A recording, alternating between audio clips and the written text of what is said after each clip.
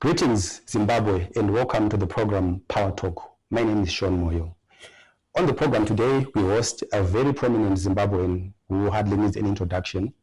But for the purposes of protocol, I'll introduce him as Hon Tendai Biti, the former Minister of Finance during the GNU, the former Member of Parliament for Harare East, as well as the former Vice President of the CCC and a prominent lawyer, really. Honorable Biti, welcome to the program. Good afternoon, Sean. Thank you. Getting straight into it, Honorable Biti, as the former Finance Minister and former Head of Treasury in Zimbabwe, what is your take on the economy currently as it stands? It's been 2024. It's been one of the worst years in living memory because of self-induced policy distortions by this government, by Mthuli Ncube, by Mr. Emerson Mnangagwa. The introduction of the new Zimbabwe gold currency ZiG on the 5th of April 2024 was catastrophic. Right. It pushed the economy into a recession. It collapsed the aggregate demand. It collapsed economic activity in the year. So the year has been characterized by stagnation. Right. The year has been characterized by high inflation. The year has been characterized by deindustrialization as companies closed, companies relocated, huge banks retrenched twice, thrice, and we witnessed a massive capital flight. But it is the ordinary worker in Chitungwiza, in Chabalala, in Magwegwe, who took the brunt of the suffering. Right. Most of these people are unemployed. Most of these people get small amounts from the diaspora. Diaspora remittances are around $2 billion US dollars. Right. They suffered at the hands of a mismanaged exchange rate. They suffered at the hands of runaway inflation. They suffered at the hands of a government intoxicated with overzealous taxation measures. Right. So the combination of a horrible agricultural system, the combination of huge taxes, the combination of a mismanaged exchange rate and hyperinflation sentenced the people of Zimbabwe to a living hell in 2024. Right. And speaking on the taxation that you just alluded to, Mr. Mthuli would argue that the only source of revenue for a government primarily is taxes. And he resorted to perhaps excessive taxation only to sustain the economy. What did you say on that? Firstly, that philosophy that assumes that a government can just live off taxes and taxes alone, and more importantly, taxes from individuals, right, is problematic. It reflects what I've always argued is fundamentally wrong about this government, which is that it is ideologically vacuous. right. A government's economic policy is rooted in ideology. You're at the center, you're at the left, you're on the right. Right. This is a government that comes from a ruling party, ZANU-PF, that claims to be socialist. So naturally, it ought to be on the left. It ought to have empathy with the people. But this government is obsessed with indirect taxes. Yeah. Indirect taxes like VAT, like the IMMT, treat the rich and the poor equally. Right. Therefore, the poor then get the burden of taxation. Right. So because formal economics has failed, because Mthulinomics has failed, he has now resorted increasingly with schizophrenic resorted to indirect taxation. Right. So you see massive taxes on the informal sector, including taxes on pizza, for instance, on chicken in, and so forth. Yeah. It's just absurd. It's just absurd. The rule about, see, economics is the study of human behavior. Right. That's why it's not a science of exactitude. The most common law of economics is the law of supply and demand. If there are so many tomatoes from Utoko flooding Maramsika, the price goes down. Naturally. The price goes down. That's economics. It's about human behavior. Right. Now, if you overtax people, people will then rearrange their lives in such a manner that the taxman will get as little a dollar as possible. Right. So when you increase the instead of taxation, you also increase tax avoidance and tax evasion. Right. Tax avoidance and tax evasion. People simply don't permit themselves to be taxed to poverty. So right now, as I'm talking to you, there's a lot of offline transactions. Yes. It suddenly becomes a cash economy. 80% of the transactions in Zimbabwe are offline. They're tax transactions. Right. And of course, when you've got cash transactions, you also reduce the taxation capability. The taxation. I go to a fuel station every day. I pay cash. Right. $60, $80, $120. I've never been receipted. I've never been given a fiscal receipt at a fuel, taxes. Right. And one of the reasons why there are so many service stations, service stations and graveyards, is because the level of tax avoidance at service stations is very high. Right. So in short, tax compliance is a subject of the burden of taxation. So the more you tax people, the more they don't comply. Right. So during the government of national unity, we reduced the taxes. And because we reduced the taxes, we increased compliance. We increased people who were paying taxes. When I got into the Ministry of Finance on the 16th of February, they told me that we had collected $4 million that month. For the entire fiscal. For the entire month. But the next month we collected 15 million. The next month we collected 30 million. The next month we collected 45 million. The next month we collected 60 million. From the same tax base. Right. Why? Is because we say to people, pay your taxes. We won't ask you where the money is coming from. We won't ask you why you were not paying before. Right.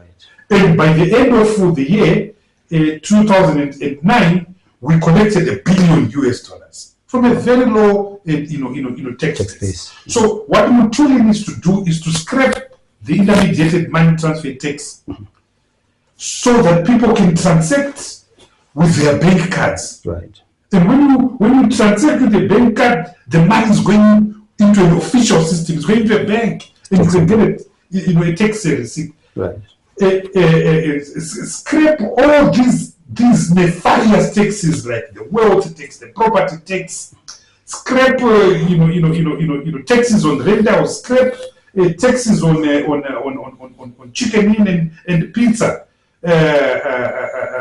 So make more money available in people's pockets. Yeah. Make disposable income more available in people's pockets so that people can spend. And when people spend, government collects VAT, government collects a lot of taxes, and it's able to buffer and increase its revenue base. So the revenue base has shrunk in dramatic terms, and that's the problem he is now facing.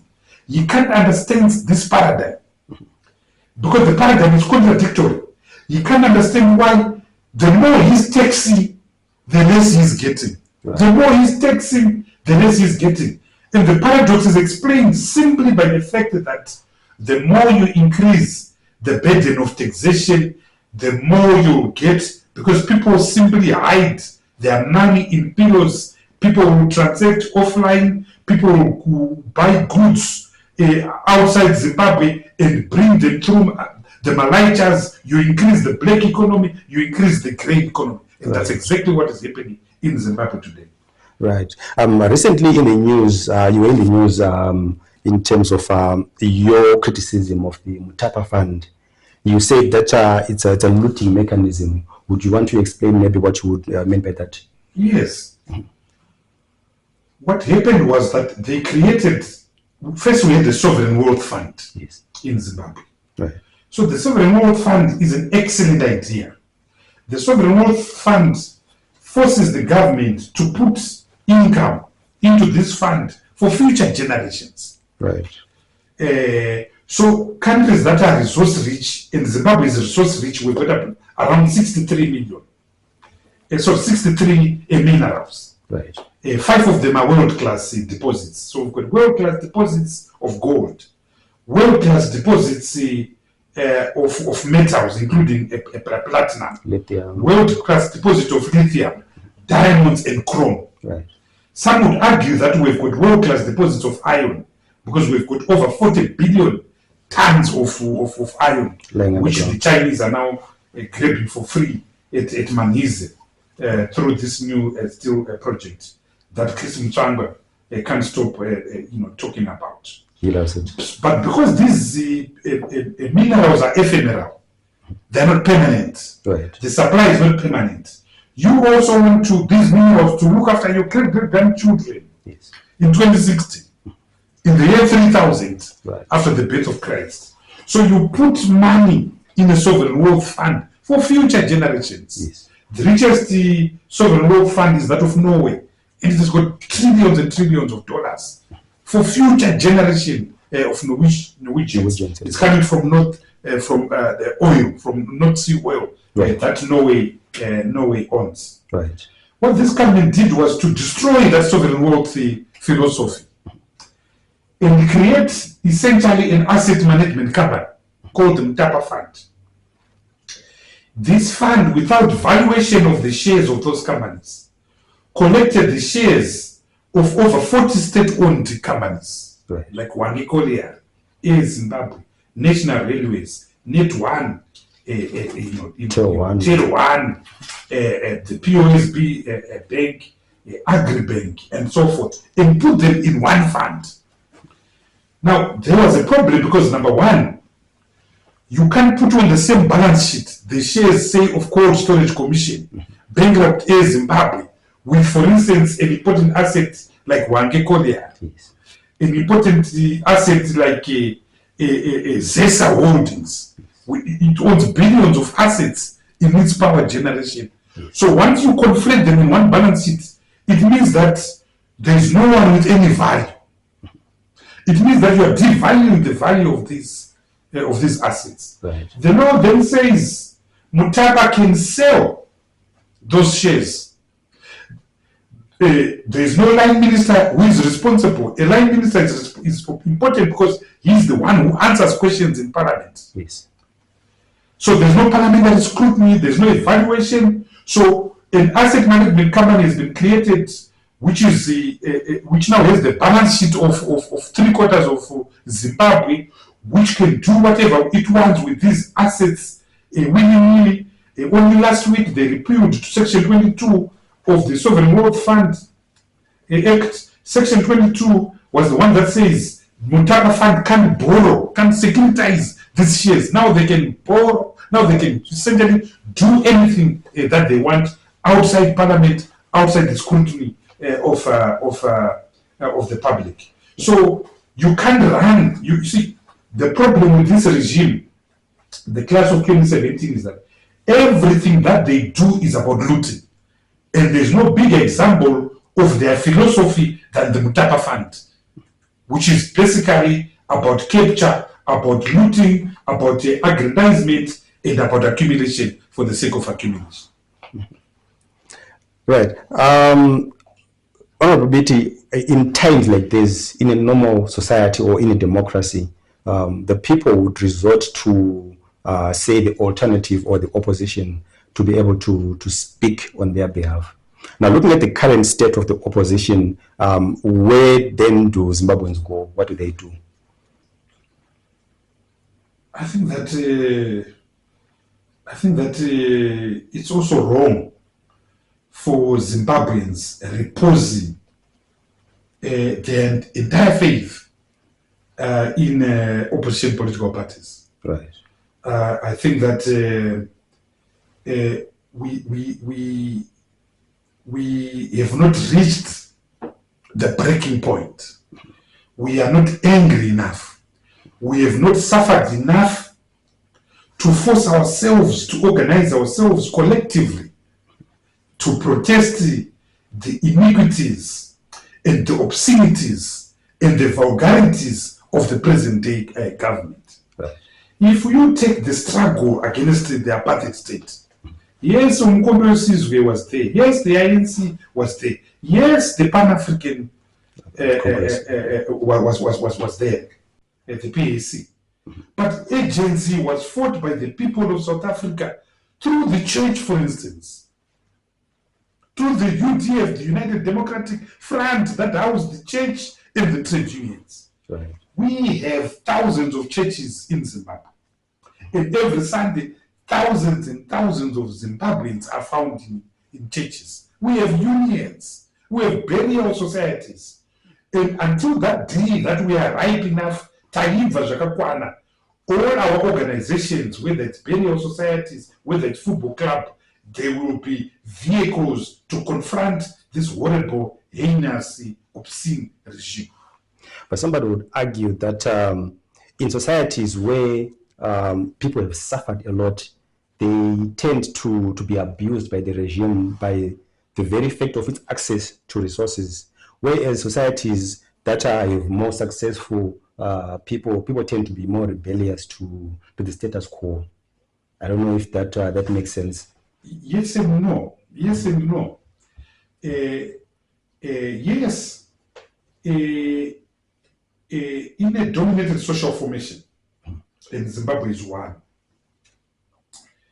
where you have an autocratic regime, right, that totally mismanages the economy and creates the conditions such as exist in Zimbabwe, that the state itself becomes the most profitable organization in that country.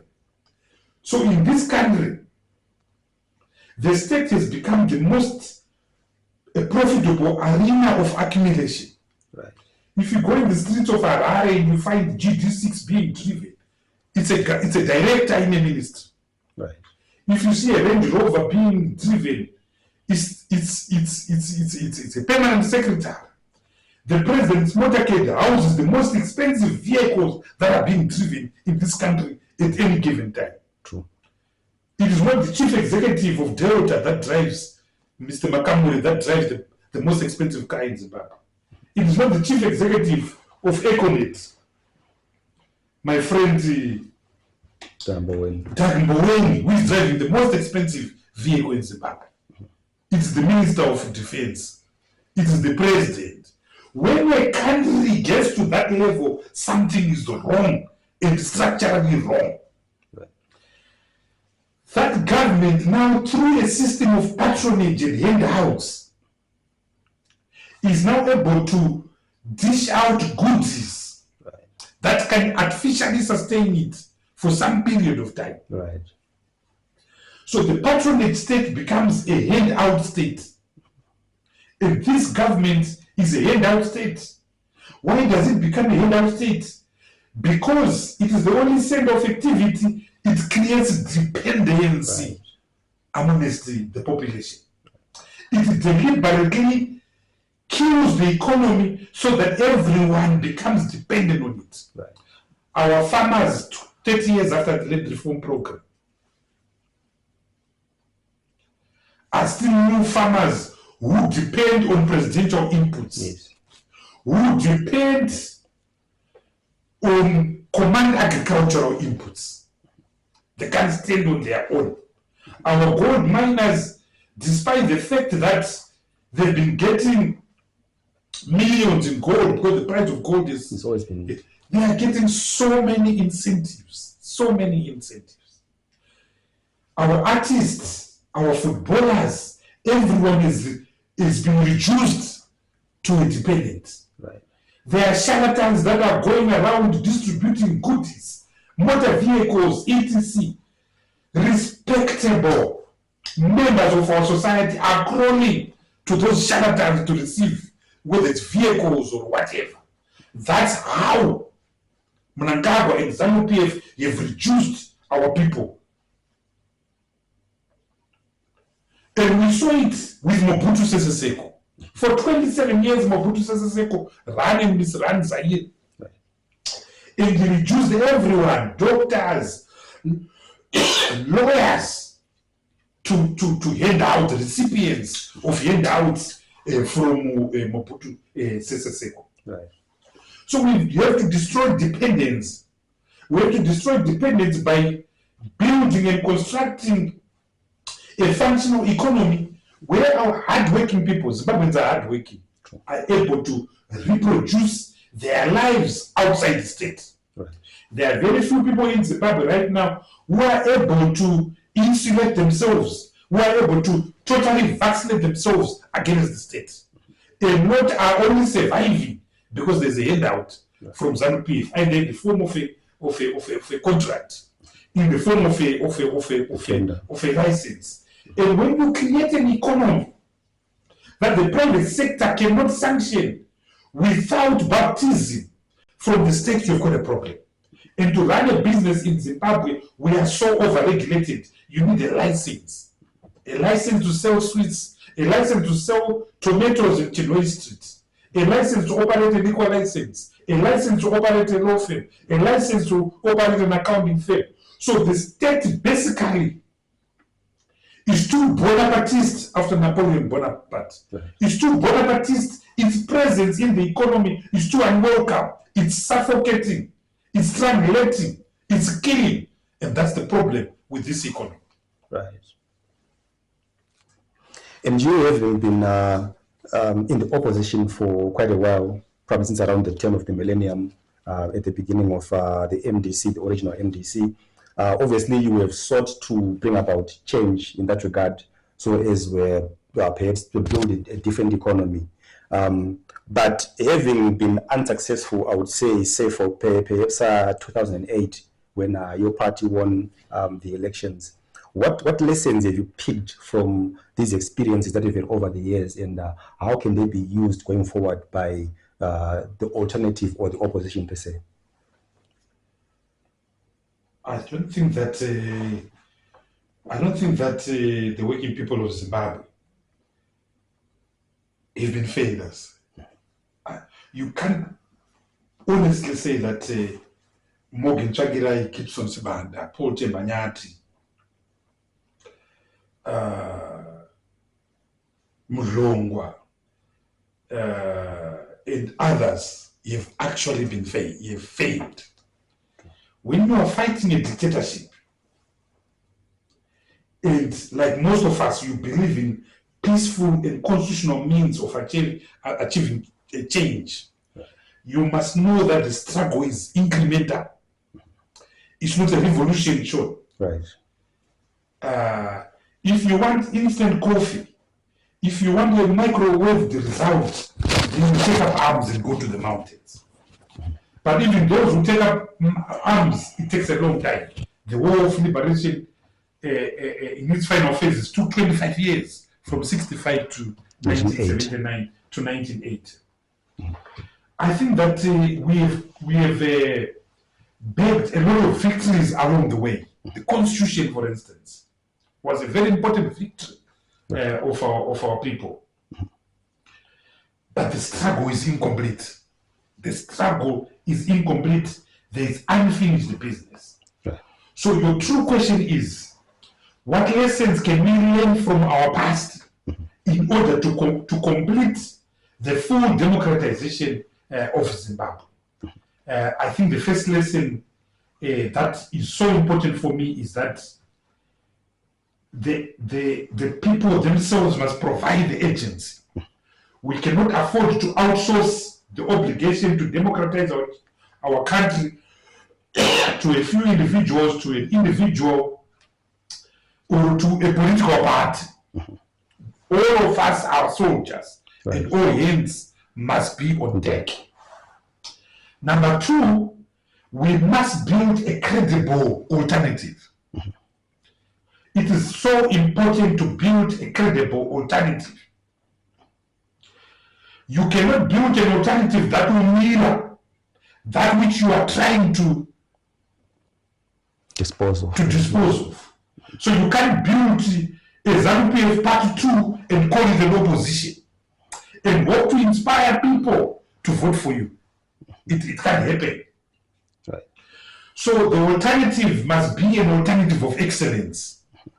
It must be an alternative that offers hope that the new Zimbabwe, in the stewardship of this credible alternative, can do better. Right. And this credible alternative must bring everyone on board. It must be a true mirror of Zimbabwe and the Zimbabwe we want. So every Zimbabwe, from the east, from the west, from the north, from the south, must be there. All genders must be there. Thirdly, because we are fighting autocracy, the democratic alternative itself must be truly democratic. Right. An undemocratic organization cannot achieve a democratic outcome. It's not possible. Right. An undemocratic institution cannot achieve a democratic outcome. An undemocratic organization is autocratic, and an autocratic organization can only have autocratic outcomes. But the opposition cannot afford to be autocratic. Right. It needs everyone on board. Right. And if it needs everyone on board, then it must also be a very, democratic. Yeah. Third, so first thing, every Zimbabwean must be involved. Second thing, we must build a credible alternative. Right. Third thing, we must isolate the regime. By isolating the regime, it means that the regime cannot and should not be able to go to Lotito to Chendambu. People should shun it. Right.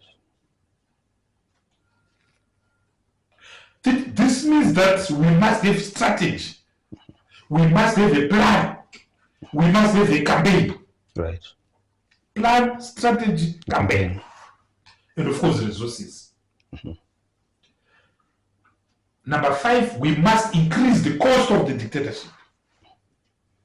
We must increase the cost of the regime must feel that dictatorship is expensive. Right. We did this brilliantly under Morgan Tsvangirai. So with demonstrations, with parliament making noises, with students making noises, with civic society making noises. Right. So it must be like a popcorn. It must be like corn that is popping, which you buy in the movie. It's popping everywhere. So the regime is strange because it can't send a CIO to follow every popcorn. If you are not popping, forget about it. Right. The regime must be ground down to a situation where it has to say we are surrendering or we are negotiating with the democratic alternative. Right. These 5 things are true whether you are in Timbuktu, whether you are in Argentina, whether you are in Russia, whether you are in Zimbabwe. This is the only way you fight autocracy, the agent of the people, i.e. the involvement of everyone. Everyone must be a shareholder and a stakeholder. 2, the construction of an alternative. Right. 3, raising the stakes. 4, increasing the cost of the dictatorship. Then number 5, you must also protect your zones of autonomy. Right. This is what I mean by incremental. Right. You gain something. The constitution, for instance, is something we want. It's our zone of autonomy. We must defend it. The members of parliament, the councillors we get, they are our zone of autonomy. We must protect. We must protect the same. So we must protect the zones of autonomy. Right. That's the lessons from the past. Right. That's the lesson from the past. Sure. Right. And speaking of going forward, obviously there will come a time for elections again, and the opposition would have to be in good shape to do that. So what time or at what point does that work begin? Does it begin now? Does it begin just before? Because we've seen in the past that basically the opposition just run a few campaigns on social media and a few rallies, some are banned. So in terms of strategy now, where do you go from here? Well, look, I think that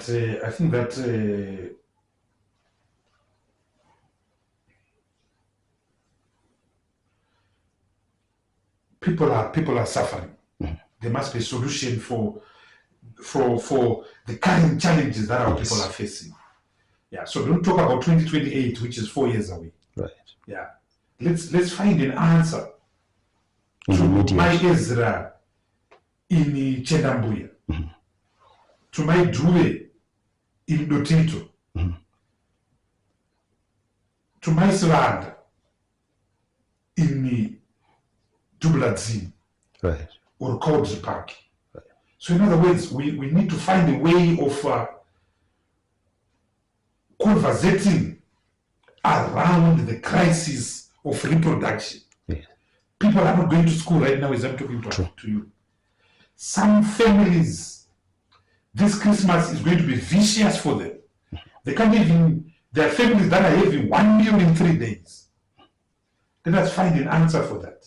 Right. Collectively as a people, collective, and this speaks to everyone, the church, business. Number 2, we have the challenge of social collapse, total and absolute collapse of service delivery. I went to Parenia very recently.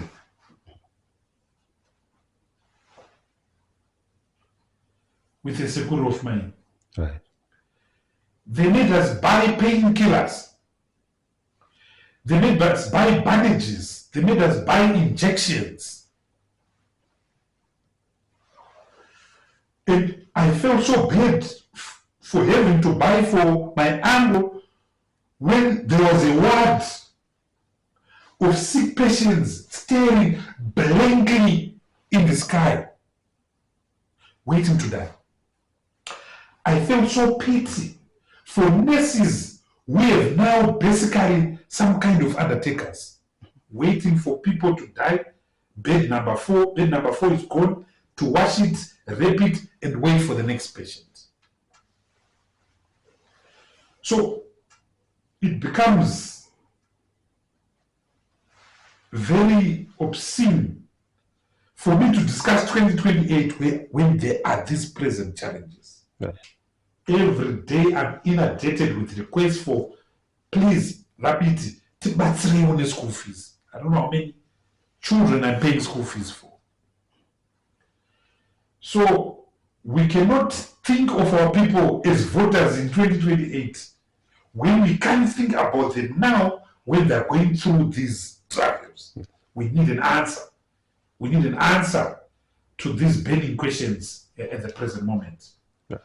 I travel extensive. Each time I go to South Africa, in any restaurant, I'm flooded by Zimbabweans who are saying, we came here, please help us. We came here, please help us. We came here, please help us.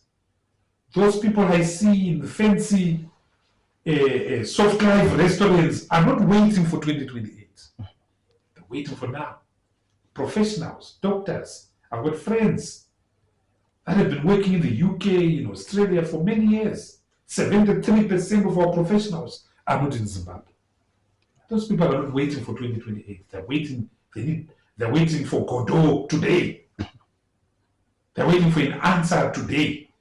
We cheapen the struggle by reducing it to one election day that comes after every 5 years. Yes. So we must find a fabric of connecting the present day reality, which is unsustainable, right, with the aspiration for change, with the aspiration for hope, so that the struggle for change doesn't become a mechanical attempt to replace the incumbent by another individual. right. It must be a substantive process that seeks to transform the livelihoods, the psyche, the philosophy, the morality of our people. Right.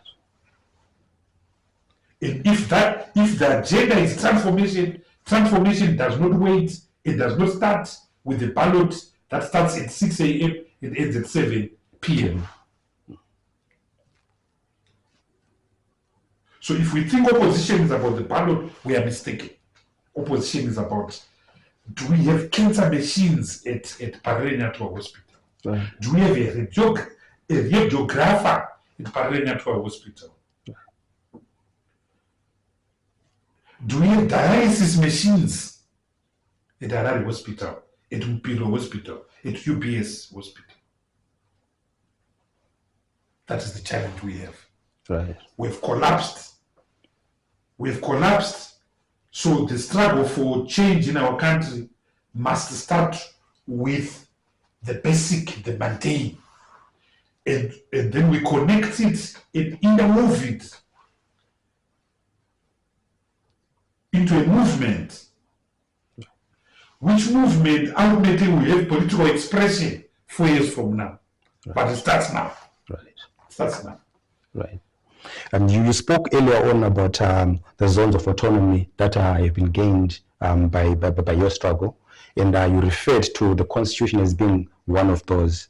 Now, we've seen recently moves by ZANU-PF to amend the Constitution to enable the extension of the current presidential term, and it seems it has not died down.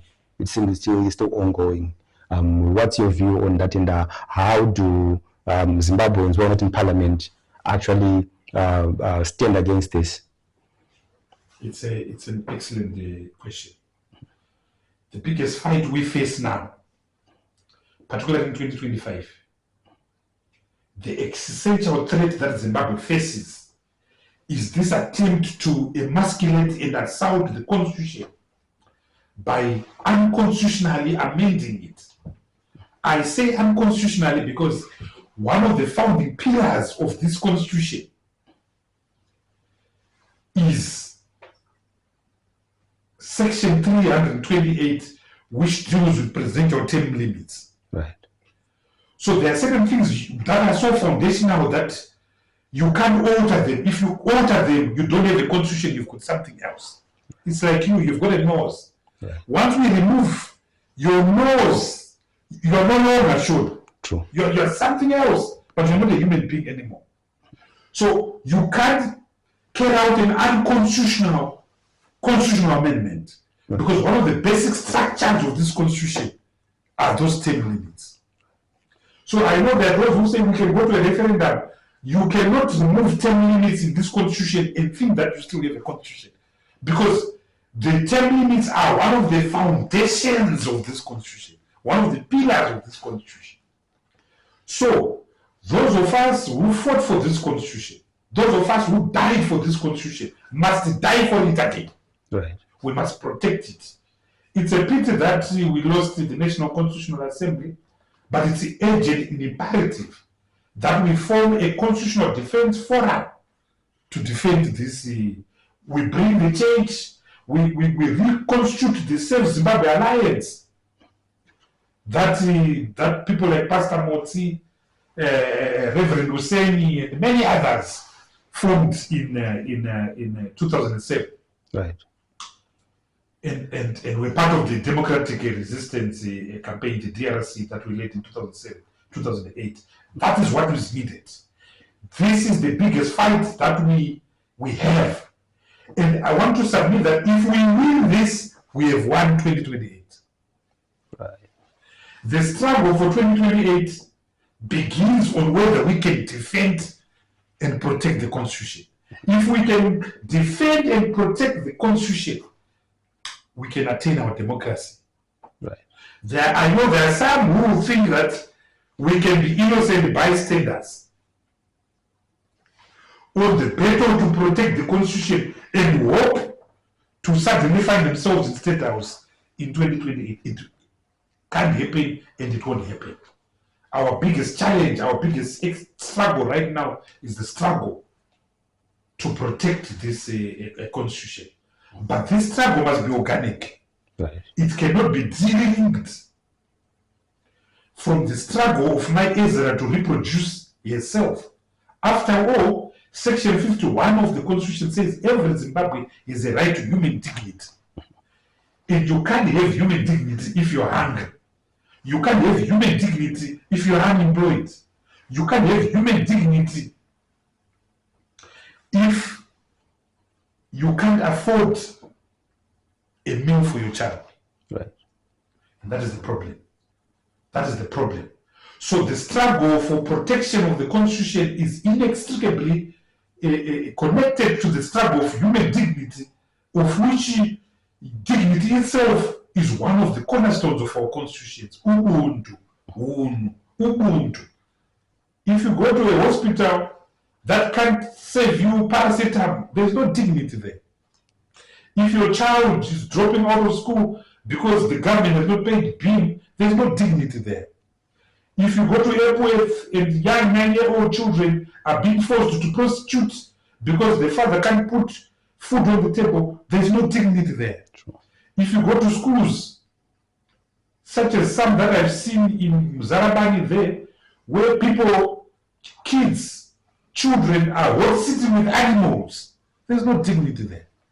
And the thing that ZANU-PF is systematically done from 1980 is to rob us of our dignity and to make us get used to that abnormality. So they've made us, they've normalized the abnormal, they've desensitized us. Now if we hear that $100 million has been stolen, we don't react. If we hear that 60 babies died at Mbuyane and Amatin Duwad because the electricity went off and there was no backup, we are desensitized, we don't care. We cannot afford to disengage. Right.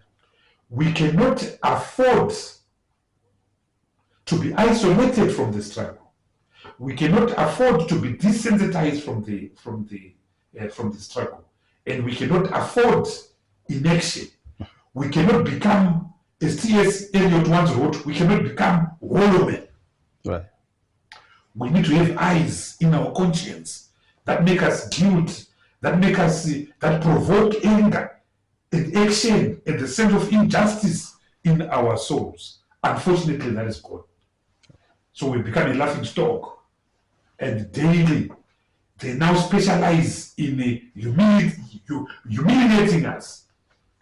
I think there's no greater humility than a father who can't put food on his table. True.